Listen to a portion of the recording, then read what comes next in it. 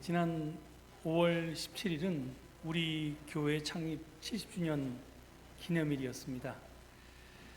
그리고 어제 6월 10일은 60 민주항쟁 36주년 기념일이었고요.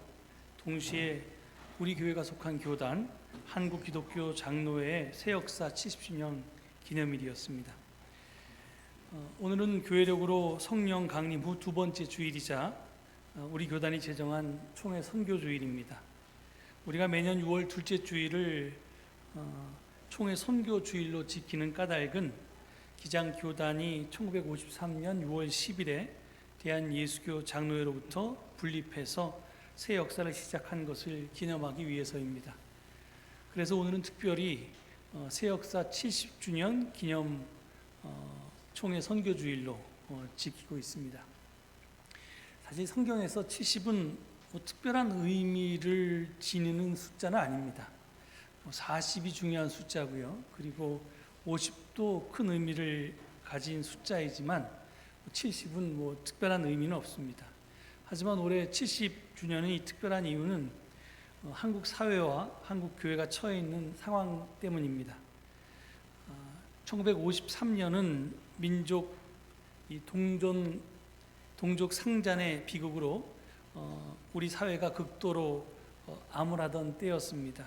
그런 때에 사회가 혼란하면 교회라도 희망이 돼야 했었을 텐데 애석하게도 그렇지를 못했습니다. 바로 그런 상황을 바꿔보고자 탄생한 것이 우리 교회였고 또 우리 교단이었습니다.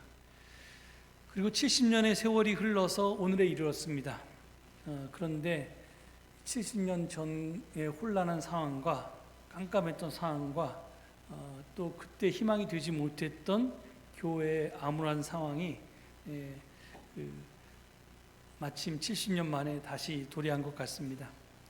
저는 오늘 기장 새역사 70주년 기념 총회 선교주의를 맞아서 우리 교단의 과거와 현재를 성찰하고 또 미래를 전망하면서 또 기장 교회가 그리고 우리 기장 교인들이 어떤 역할과 자세를 가져야 하는가에 대해서 함께 생각해 보고자 합니다. 새역사 70주년을 기념해서 우리 교단에서는 많은 행사를 진행했었고요. 그리고 또 지금도 계속해서 진행하고 있습니다. 그 가운데 기장 70년 탐구와 전망이라는 주제로 새역사 70주년 신학대회가 지난 5월 25일에 한신대학교 신학대학원에서 있었습니다. 그때 저도 발제를 하라고 해서 기장 설교 전망이라는 내용으로 발제를 했습니다. 저는 설교학 전공자도 아니고 실천신학 전공자도 아닌데 하여간 저더러 하라고 해서 할 수 없이 했습니다. 근데 하여튼 그 발제를 준비하면서 좋았던 것은 제가 제 설교에 대해서 스스로 한번 돌아볼 수 있는 기회도 됐고요. 또 교단에 대해서 한번 살펴볼 수 있는 기회도 됐습니다. 제가 그 발제를 준비하면서 발견한 여러 자료 가운데 한국교회 상황 속에서 기장이 처한 현실을 보여준 통계 자료가 하나 있었습니다. 저게 화면으로 띄우니까 굉장히 작네요. 저게 그 뉴스앤조이라고 하는 인터넷 매체 지난 2012년부터 2021년까지 10년 동안 주요 교단, 그러니까 예장 합동, 예장 통합, 예장 고신, 그 다음에 기장, 감리회, 기성, 그러니까 기독교 선결교회, 이 교단이 매년 총회 때마다, 가을에 있는 총회 때마다 보고한 통계 자료를 토대로 교세 변화를 그렇게 보여준 그런 이제 도표입니다. 지금 이제 작년 아직 2023년 총회는 하지 않았으니까 2022년이 마지막 통계고요. 2022년이 마지막 통계인데 2022년 총회 자료에는 그 전의 자료가 보고되기 때문에 저희가 이제 2021년까지 자료가 최근까지의 마지막 자료입니다. 저걸 보면 그 예장 합동이나 통합에 비해서 우리 교단 교세가 한 10분의 1에 불과한 것을 알 수 있습니다. 그러니까 2012년에 보면 저기 잘 안 보이시겠지만 예장 합동은 299만 4천 명 정도 되고요. 통합은 281만 명인데 우리는 29만 7천 명 정도밖에 안 됩니다. 그리고 10년인 21년에는 더 줄어들었습니다. 그리고 2012년에 이미 2021년은 물론이고 2012년에 이미 감리회는 물론이고 예장 고신이나 기성 기독교 대한선교교회에 비해서 우리 교단의 교인 숫자가 훨씬 적게 되었습니다. 근데 저 자료를 보면서 제가 가장 놀랐던 것은 뭐냐면 지난 10년간 국내의 모든 교단의 교인 수가 감소했습니다. 그런데 그 감소 비율을 볼 때 기장 교단이 마이너스 30%가 감소, 10년 만에 교인의 마이너스 30% 감소했어요. 근데 그 감소 폭이 물론 절대 숫자는 예장이 훨씬 더 그 교인 수가 많으니까 한 20%만 감소해도 숫자는 많겠지만 퍼센트로는 기장이 가장 컸다는 사실입니다. 근데 불행하게도 그게 왜 그런가? 그 이유에 대한 과학적인 분석이나 연구를 저는 아직 본 적이 없습니다. 그러니까 현실은 우리가 꼴등인데 꼴등을 한 이유에 대해서는 아무도 알지를 못합니다. 이게 이제 사실 우리 교단의 실정이고 우리 교단의 문제입니다. 1953년에 기장과 예장이 나뉠 때는요, 교회 수나 교인 수가 크게 차이가 나지 않았습니다. 예장이나 기장이 반반 정도 대충 이렇게 나뉘었습니다. 그런데 놀라운 건 지난 70년 동안 기장은 단 한 번도 분열하지 않았습니다. 그러니까 기장은 출발한 이후에 계속해서 이제 교단이 나뉘지 않고 그냥 그대로 있었다는 거죠.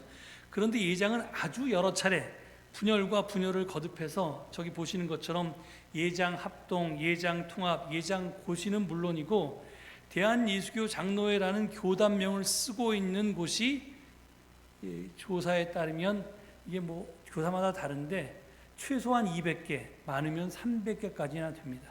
그러니까 얼마나 많이 분열을 했는지 알 수 있죠.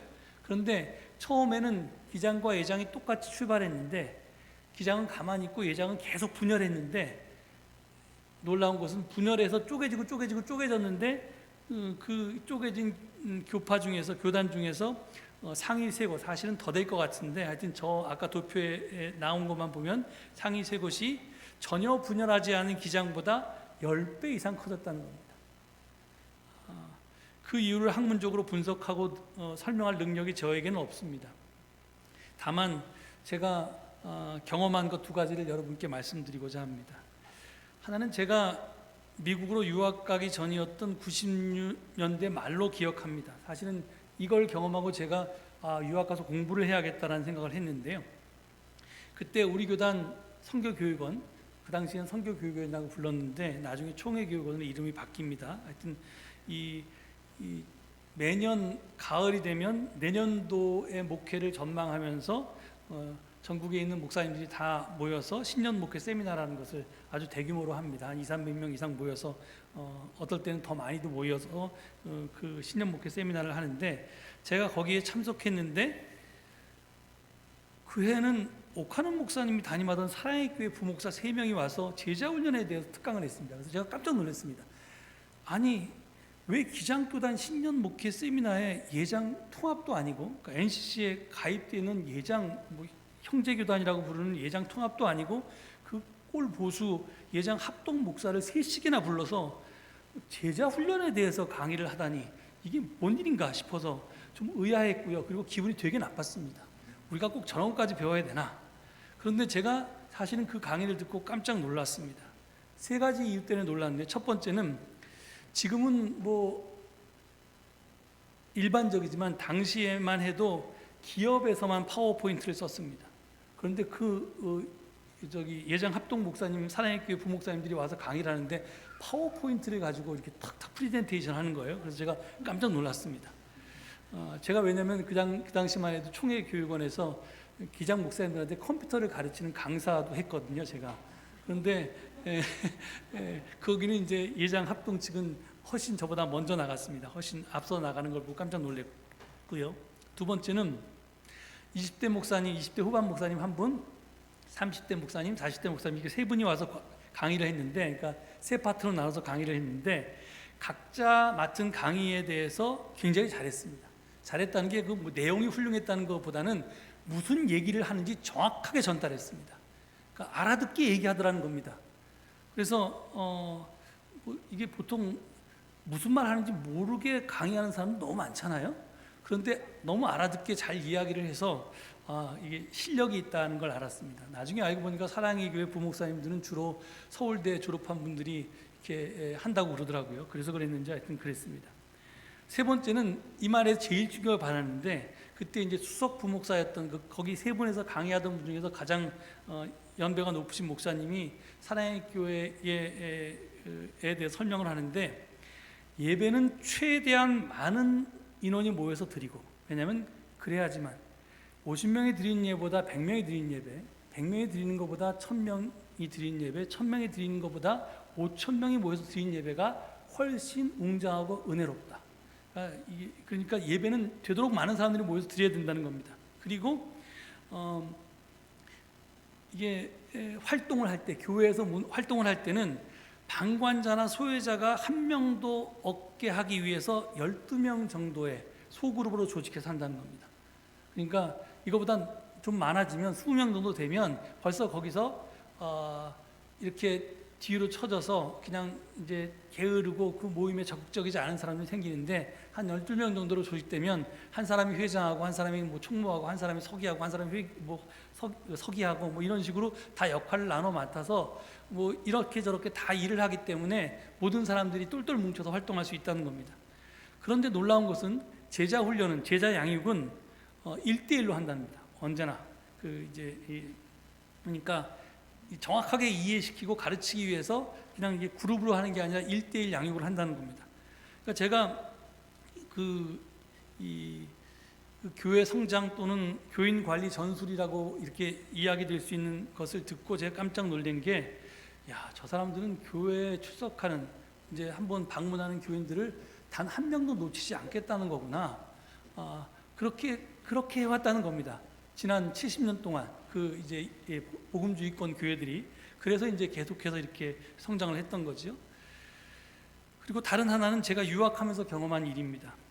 미국은 신학교들 사이에 학점 교환이 자유로웠습니다. 그러니까 제가 시카고에서 공부했는데, 시카고에 있는 신학대학은 어느 학교에서 강의를 들으나 이제 제가 A라는 학교에서 강의를 드릴 때 전혀 이제 신학의 결이 다른 보수적인 학교나 이런 학교에서 강의를 들어도 학점으로 인정해 줬습니다. 그래서 그때 제가 공부하는 학교하고 제가 살던 집이 굉장히 멀리 떨어져 있었는데, 그러니까 집 근처에 있는 유명한 신학교가 있어서 그 트리니티 복음주의 신학대학원이라고 있어서 거기서 한번 수업을 들어볼까 하고 제가 커리큘럼을 살펴보다가 깜짝 놀랐습니다. 그 신학교가 개설한 과목 중에 당회 운영법이라는 과목이 있어서 그랬는데요. 더 놀랐던 것은 뭐냐면, 당회 운영법이라는 강의를 개설했을 뿐만 아니라 반이 세분되어 있는데 50명 이하의 교회 당회 운영법, 100명에서 300명 규모의 교회의 당회 운영법, 그 다음에 뭐 300명에서 1000명, 1000명 이상 이렇게 세분해서 그 강의를 하더라는 겁니다. 그러니까 그 학교는 신학만 가르치는 것이 아니라 경영학도 가르치고 있었던 것입니다. 앞서 소개한 사랑의 교회 교회 운영법도 사실은 경영학의 조직관리법에서 온 것입니다. 저희 아버님이 원래 대학에서 전공은 경제학을 하셨는데 실질적으로는 경영학 강사셨어요. 그래서 경영학에 대한 책을 굉장히 많이 쓰셔서 집에 한 번도 전 읽어보지도 않았지만 무슨 수많은 아버님이 번역하시고 이렇게 쓰셨던 경영학 책이 책꽂이 이만큼 꽂혀 있었는데, 그 제목과 이제 일치하는 것들이 되게 많았습니다. 한국 교회가 성장한 이유가 굉장히 여러 이유가 있겠지만 그중 하나는 분명 미국으로부터 수입된 경영학 때문입니다. 실제로 당시에 그리고 지금까지도 한국 목사님들은 신학교를 졸업한 후에 개인적으로 돈을 내고 듣는 계속교육의 내용 중에 대부분은 기업에서 사용하던 경영법을 교회에 접목한 것이었습니다. 수없이 많습니다. 뭐 어떻게 조직을 관리하느냐, 뭐 이런 뭐 교회를 운영하는 이런 것들이 다 제가 이게 다 교회 목사님들이 발견해낸 건 줄 알았더니 이게 다 미국의 유명한 경영학자들이 만들어낸 것들을 이제 교회 응용해서 접목한 것이었습니다. 그 중에서 예를 들어 설교학 강의를 학교에서 제대로 못 배운다고 목사님들이 돈을 내고 따로 과외를 받는데요. 그 과외 내용들은 뭐냐면 무슨 뭐 설교와 클리닉 이런 강의를 들어보면 뭘 하냐면 무엇을 설교할 것인가 가르치지 않습니다. 어떻게 설교할 것인가를 가르칩니다. 그러니까 전달하는 내용이 아니라 전달법을 배웁니다. 그러니까 좋은 상품을 만드는 법은 가르치지 않고 소비자가 혹 현혹되도록 상품을 어떻게 잘 포장할까 이걸 가르칩니다. 그러니까 이론이 아니라 응용, 원리가 아니라 기술을 배웁니다. 때로 그런 것도 필요하겠지요. 이왕이면 좋은 내용을 이렇게 좋게 포장해서 잘 전달할 수 있으면 딜리버리가 좋으면 여러분들이 설교할 시간에 안 좋을 거 아닙니까? 그러니까 이제 그 전달법도 굉장히 중요한데 그렇지만 이제 주객이 바뀌어서 주객이 전도돼서 그것을 본질로 이렇게 가르칠 때가 많습니다. 그러니까 이게 본질이 아닌데 필요하지만 본질은 아닌데 이게 상품 만드는 법이 아니라 상품을 잘 만들게 해야지 포장지를 어떻게 만들어서 잘 쌀 것인가를 가르치는 게 이게 이제 문제라는 겁니다. 하여간 제가 이 제 경험 두 가지를 얘기한 것은 제가 말하고자 하는 핵심은 뭐냐면 우리 기장이 사회 선교에 힘을 집중하는 사이에 예장 등 타 교단은 경영학을 이용해서 교회 성장에 집중해서 나름대로 지난 70년 사이에 큰 성공을 거두었고 지난 70년간 규모가 굉장히 크게 차이가 나게 되었다는 겁니다. 그래서 처음 출발은 비슷했지만 이제 뭐 10배 이상 지금 다른 교단들이 커졌고요. 그것이 그 교단들 다 합치면 뭐 10배가 아니라 뭐 20배, 30배 이상 지금 차이가 나죠. 그리고 우리 기장교회에서 굉장히 큰 교회라고 하는 교회들도 예장에 가보면 그냥 중소교회에 해당되는 그런 작은 사이즈밖에 안 됩니다. 그러니까 이제 전혀 다른 길을 걸어왔다는 겁니다. 하여튼 결과는 지금 그렇게 차이가 나게 되었습니다. 지금 기장에 처한 현실은 저는 대형 마켓과 소형 상점의 차이와 비슷하다고 생각합니다. 소비자는 이런저런 편리성 때문에 대형 상점을 찾습니다. 거기 가서 뭐 고기도 사고 생선도 사고 뭐 야채도 사고 공산품도 사고 다 사는 거죠. 그리고 가다가 세탁물도 맡기고 뭐 다른 뭐 커피도 한 잔 사 먹고 이게 원스톱 서비스로 다 거기서 해결이 됩니다. 근데 종교 소비자 역시 여러 장점들 때문에 대형 교회를 찾게 됩니다. 큰 교회 가면 뭐 예배도 좋고 찬양도 좋고 뭐 아이들 교육도 잘하고 뭐 여러 가지 만족을 주는 것들이 많습니다. 그래서 또 소비자가 대형 상점이 쉬는 날에 지금 강제로 쉬게 했잖아요. 무슨 수요일 날은 쉬어라 이렇게 하는데 이럴 때 소형 상점을 가서 찾고 재래 상점을 찾는 게 아니라 온라인 쇼핑을 합니다. 그렇듯이 종교 소비자 역시 소형 교회를 찾기보다는 대형 교회 온라인 예배에 참석합니다. 특히 코로나 팬데믹 때 유튜브로 온라인 예배를 드리게 되면서 유튜브는 자체 알고리즘을 기반으로 사용자가 자주 사용하는 검색어, 그 다음에 시청한 기록 등을 종합적으로 분석해서 그와 유사한 영상들을 이렇게 추천합니다. 그래서 우리가 우리 교회 예배로 유튜브를 보면 이게 다음번에 유튜브를 들어가 보면 우리 교회 예배만 있는 게 아니라 다른 교회 예배들이 막 떠 있잖아요. 그 이유가 이제 그 알고리즘 때문입니다. 그래서 이제 잘못 클릭하거나 아니면 이 교회는 예배를 어떻게 드리나 한번 이렇게 클릭해 보면 이제 당연히 내가 출석하는 교회뿐만 아니라 출석하지 않는 다른 교회 영상들도 자연스럽게 접하게 되고 재밌으니까 우리 교회 목사님보다 설교를 잘하네 그러면서 이제 이 교회도 보고 다른 교회도 보고 또 보고 또 보고 이렇게 해서 이제 온라인 쇼핑을 합니다. 그러다가 이제 코로나가 끝나니까 이제 내가 다니던 교회 그만 다니고 설교가 좋은 이 교회에 다녀야겠네. 그리고 이제 교회를 옮기는 사태가 작년서부터 쭉 벌어지고 있습니다. 뭐 그렇게 될 수밖에 없는 게 당연히 대형 교회들은 예배 콘텐츠나 영상의 품질이 훨씬 더 매력적이고 세련되었기 때문에 그렇습니다. 이렇듯 대형 교회와 비교해서 여러 가지 인프라가 부족한 소형 교회가 대형 교회가 경쟁하는 것은 매우 어렵습니다. 하지만 그렇다고 경쟁이 불가능한 것은 아닙니다. 골목의 작은 식당에 소비자가 줄을 서는 이유는 그 식당에서만 먹을 수 있는 특별한 메뉴가 거기 있기 때문입니다. 마찬가지로 우리 기장교회도 타교단 교회가 제공하지 않는 또는 제공할 수 없는 그런 콘텐츠를 제공하면 능히 기장교회가 살아남을 수 있을 것입니다. 그래서 제가 이제 이 발제를 준비하면서 가만히 생각해보고 분석해보니까 저는 지난 10년 동안 모든 교단이 교인 수가 감소했는데 기장교단이 더 큰 비율로 감소한 이유가 다른 것이 아니라 우리 기장교회들이 자기의 고유 메뉴가 아니라 남의 메뉴를 가져다가 제공했기 때문이라고 생각했습니다. 그러니까 우리 기장교회가 사랑의 교회가 하는 제자 훈련을 배워서 적용해서 이제 그걸 한다는 거죠. 근데 사랑의 교회만큼 잘할 수는 없지 않겠습니까? 그러니까 이제 제자 훈련이 교회 다닐 목적인 사람은 당연히 교회를 옮기게 됩니다. 즉 소위 진보성이라는 기장의 대표 메뉴는 잃어버리고 다른 것들만 제공했기 때문에 우리가 줄어들었다는 생각에 이르게 된 것입니다. 이런 상황에서 오늘 우리는 기장 새역사 70주년 기념 총회 선교주의를 맞이했습니다. 주어진 본문은 여러분이 읽으셨던 로마서 4장 13절에서 25절의 말씀인데 너무 길어서 제가 중간중간에 좀 발췌를 했습니다. 이건 교단 총회가 제시한 본문이 아니고요. 성서 일과가 성령 강림 후 두 번째 주일 본문으로 제시한 것입니다. 원래 구약 본문인 창세기 12장 1절에서 9절의 말씀으로 할까 했는데 그걸 몇 달 전에 이미 그 본문으로 제가 설교한 적이 있어서 이렇게 중복돼서 나타나서 가만히 이제 다른 본문을 보니까 로마서 본문으로는 설교한 적이 없어서 제가 오늘 서신서를 본문으로 정했습니다. 이 본문은 사도 바울의 대표적인 주장으로 알려진 소위 이신칭의의 교리, 믿음으로써 의롭다고 칭하여진다라는 교리가 등장하는 본문입니다.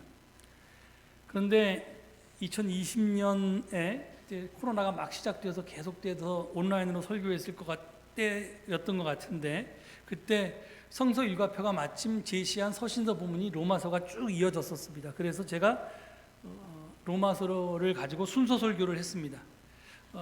그때 우리가 알고 있는 이신칭의의 교리가 바울이 처음에 의도했던 그런 뜻이 아니고 종교개혁자들이 오해한 것이라고 말씀드린 적이 있습니다. 기억이 나시는지 모르겠습니다. 이것을 나중에 제가 역사적 바울의 도전이라는 제목의 성경 공부에서 다시 정리해서 말씀드렸는데요. 그것들을 좀 다시 한번 복습해 보겠습니다. 저기 보면 제가 쭉 읽어보겠습니다. 믿음으로 의롭게 된다는 말을 예수를 믿으면 죽어서 천국에 가고 안 믿으면 지옥에 간다는 말로 오해했습니다.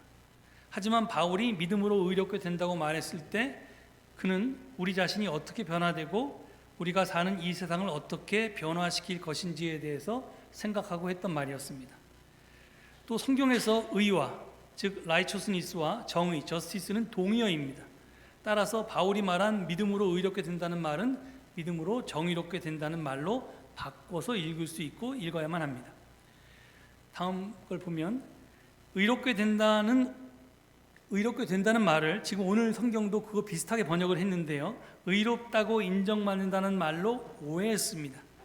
의롭다고 인정받는다는 말은 원래는 의롭지 않은데 의롭지 않음에도 불구하고 의롭다고 쳐준다, 의롭다고 여겨준다는 그런 뜻입니다. 즉 죄가 많음에도 불구하고 무죄 선고를 내렸다. 또는 합격하기에 점수가 턱없이 부족함에도 불구하고 합격시켜 주었다라는 말과 비슷합니다. 여러분이 해당 당사자면 이게 은혜라고 느껴질 수 있는데 만약에 이런 입시 부정 때문에 여러분이 떨어졌다면 붙어야 될 내가 떨어지고 다른 사람이 붙었다면 이게 이제 좀 문제가 되지 않겠습니까? 하여튼 그런 겁니다. 근데 어이없게도 기독교는 이것을 은혜라고 가르쳐 왔습니다. 이것이 어떻게 은혜일 수 있겠습니까? 부당 판결, 유죄를 무죄라고 하는 것, 부정 합격, 자격이 안 되는 합격시키는 것, 이것이 어떻게 은혜일 수 있겠습니까? 그것은 은혜가 아니고 불의입니다. 그리고 앞에서 성경에서 의와 정의는 동의어라고 했습니다. 그렇다면 의롭다고 인정받는다는 말은 정의롭다고 인정받는다는 말이 됩니다. 이 말은 정의롭지 못한 것이 정의롭다고 인정받는다는 뜻입니다. 이것이 어떻게 공의로운 하나님의 일일 수 있겠습니까? 불의를 정의라고 인정하는 하나님, 그런 분은 저는 하나님일 수 없다고 봅니다. 그래서 바울이 이야기한 의롭게 된다는 말은 결코 의롭다고 인정받는다는 말이 아니었습니다. 실제로 의롭게, 정의롭게 변화되는 것을 뜻했습니다. 조금 더 나가보면 로마서의 큰 주제는 이 세상 속에서 하나님의 꿈을 어떻게 실현할까 하는 것입니다. 근데 하나님의 꿈은 하나님의 뜻이, 하나님의 의가, 하나님의 정의가 하늘에서만이 아니라 땅에서도 실현되는 것을 말합니다. 달리 말하면 하나님의 꿈은 죄와 불의로 고통받는 인류를 먼 미래에 이 세상에서 저 세상으로 데려가는 것이 아니고 인류를 지금 여기에서 죄와 불의로부터 해방하는 것입니다. 이 하나님의 꿈을 고대 이스라엘 사람들은 종말론이라고 불렀습니다. 이 종말론은 세상의 종말이 아니라 악의 종말, 불의의 종말, 억압의 종말, 전쟁의 종말, 폭력의 종말, 제국의 종말이라는 것이 관한 것이라는 것을 제가 수십 차례 말씀드렸습니다.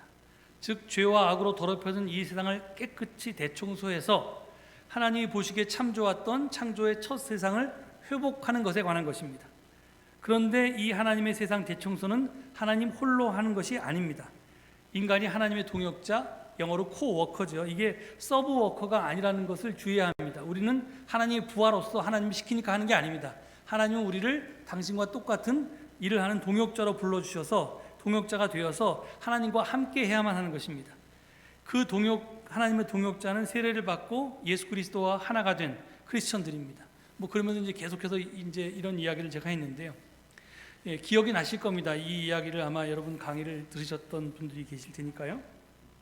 잘 모르겠으면 처음 듣는 얘기다 싶으면 지금 진행하고 있는 성경의 핵심 맥잡기를 들으시면 됩니다. 제가 역사적 예수에 대해서 가르치고 역사적 바울에 대해서 가르치고 그랬는데 이게 성경이 일관적으로 얘기하는 이야기가 바로 이 이야기라는 것을 제가 창세기에서 시작해서 쭉 지금 가르치고 있습니다. 제가 오늘 증언 제목을 굳센 믿음이라고 했습니다. 사도 바울은 오늘 말씀을 통해서 믿음으로 정의롭게 변화된 하나님의 첫 동역자의 예로 아브라함을 꼽고 있습니다. 왜 그런가? 그는 희망이 사라진 때에도 바라면서 믿었고요. 그리고 하나님의 약속을 전혀 의심하지 않았기 때문에 그렇습니다. 하나님은 그런 아브라함의 믿음을, 아브라함이 보여준 믿음을 의라고, 다른 말로 하면 정의라고 인정해 주셨다는 것이 오늘 본문의 내용입니다. 그렇습니다. 아브라함은 자기의 가능성이나 자기의 이해력에 의지해서 살아갔던 사람이 아니었습니다. 다시 말해서 그는 하나님만 믿고 모험을 했던 사람이었습니다. 우리가 잘 아는 창세기 12장, 하나님께서 떠나라고 했을 때 친척과 고향과 아비의 집을 떠났던 아브라함의 행동이 그것을 상징합니다. 믿음의 행위가 하나님이 그것을 이제 그 믿음을 정의라고 의라고 그렇게 인정했단 말입니다. 종교개혁자 루터는 믿음에 대해서 이렇게 말한 적이 있습니다. 믿음이란 하나님에 대한 단순한 신뢰 하나로 칠흑 같은 어둠 속에서 발을 내딛는 것이다. 그러니까 깜깜해서 바로 내 발 한 발짝 앞도 보이지 않는데 그걸 밟았을 때 내가 떨어지는 게 아니라 거기에 뭔가 디딜 것이 있다라고 하는 믿음을 가지고 그것을 신뢰하고 내가 과감하게 발을 내딛는 것이 믿음이라는 겁니다. 그러니까 루터가 말하는 믿음은 신뢰를 함축하고 있습니다. 예를 들어서 예수를 믿는다는 것은 예수가 갔던 길, 즉 하나님만 믿고 그분의 뜻에 따라서 올곧게 살아갔던 예수의 길이 참 인생의 길이라는 것을 전적으로 신뢰하고 아무 계산도 하지 않고 예수와 같은 길을 가는 것이 믿음이라는 겁니다. 예수를 믿는다는 것이 그런 뜻이라는 겁니다. 예수를 믿으면 내가 지옥 가지 않고 천국 간다는 게 아니라 예수가 묻지도 따지지도 않고 하나님의 뜻이라고 생각했던 당신이 받았던 그 계시에 따라서 온몸을 다해서 온 삶을 다해 살았던 것처럼 나도 예수를 믿고 그렇게 살아가는 것, 그게 믿음이라는 겁니다. 그런데 우리 기장은 처음에 출발은 분명히 그렇게 했는데 그 진보의 길을 가는 것을 주저하고 거기서 후퇴했습니다. 왜 그랬을까? 제가 곰곰이 생각해 봤더니 우리가 가졌던 첫 믿음이 세상과 타협하면서 점점 약해졌기 때문입니다. 그러니까 종말론적인 대안 세상을 우리가 바라야 하는데 세속 세상에 안주하고자 하는 욕심이 우리 가운데 생겨났기 때문입니다. 많은 기장교회가 예장교회처럼 교회 성장을 꿈꾸었던 것이 바로 그 증거입니다. 그러니까 이제 사회도 어느 정도 민주화됐고 했으니까 그 김대중 대통령이 이제 대통령으로 뽑았던 그 다음부터 그런 일이 벌어졌는데요. 이제 그런 것들은 저 사회단체에 다 맡기고 이제 우리도 예장처럼 교회 성장이나 합시다. 그러면서 이제 이렇게 사회 문제에 접근하는 것에 발을 뺐다는 거죠. 교회 성장은 결과일 수는 있어도 결코 목표가 되어서는 안 됩니다. 그렇게 되는 순간 계산을 하게 됩니다. 저 새로운 사람이 왔는데 저 사람이 정착하려면 어떻게 해야지? 저 사람 싫어할 소리는 하지 말아야지. 그러니까 목사가 설교할 때도 자기가 하고 싶은 말을 다 하지 못하고 눈치를 보게 되고요.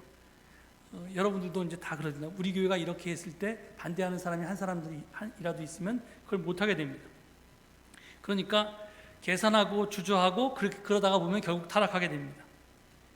여기서 우리도 예외일 수 없습니다. 오늘 본문 17절은 아브라함이 죽은 사람을 살리시며 없는 것들을 불러내어 있는 것이 되게 하신 하나님을 믿었다고 합니다.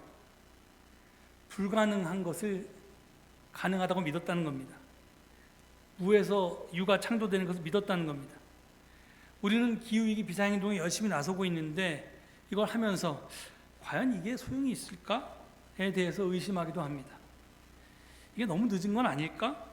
의심스럽기도 하고 이렇게 불편하게 자가용 몰지 않고 대중교통을 타고 다니고 에어컨 켜고 싶은데 덜 꺼야 되고 3층 이하는 걸어 다녀야 된다니까 내가 다리 아픔에도 불구하고 엘리베이터를 타지 않고 이렇게 힘겹게 사느니 그냥 남들처럼 편히 살면 어떨까? 이렇게 우리의 일상적인 삶을 다시 원상복귀하고 싶어 합니다. 이게 우리가 아무리 해도 그 결과가 없을 것이라는 불신 때문에 그렇습니다. 그러니까 우리는 힘을 내야 됩니다. 절망은 죄입니다. 내일 지구가 멸망한다 할지라도 오늘 한 그루의 사과나무를 심는 것이 바로 믿음입니다. 그런 믿음이 바로 하나님이 인정하는 의이고요, 정의이고요. 그런 정의가 마침내 세상을 바꾼다고 바울은 지금 고백하고 있는 것입니다. 아니 어쩌면 우리가 그렇게 노력해도 세상이 안 바뀔 수도 있습니다. 왜냐하면 예수님이 십자가에 가서 돌아가셨는데도 불구하고 아직까지 세상이 천국이 안 됐으니까요. 돌아가신 2000년이 지나고 교회가 이 세상에 이렇게 많이 세워졌는데 그랬을지라도 그래도 내가 하나님 편에 서서 하나님과 함께 일했다는 것 자체로 충분한 가치가 있습니다. 그것 자체로 내가 기쁘고 감사하고 행복할 수 있습니다. 다시 한번 말씀드리지만 절망은 불신이고 교만입니다. 그러니 가슴을 당당하게 펴고 절망의 자리에서 일어나야 합니다. 이제 다시 시작해야 합니다. 지금의 현실이 아무리 척박하다 해도 눈물을 흘리면서라도 참 복음의 씨앗을 다시 뿌릴 수 있어야 합니다. 믿음의 조상 아브라함처럼 종교개혁자 마틴 루터처럼 우리도 굳센 믿음으로 일어서야 합니다.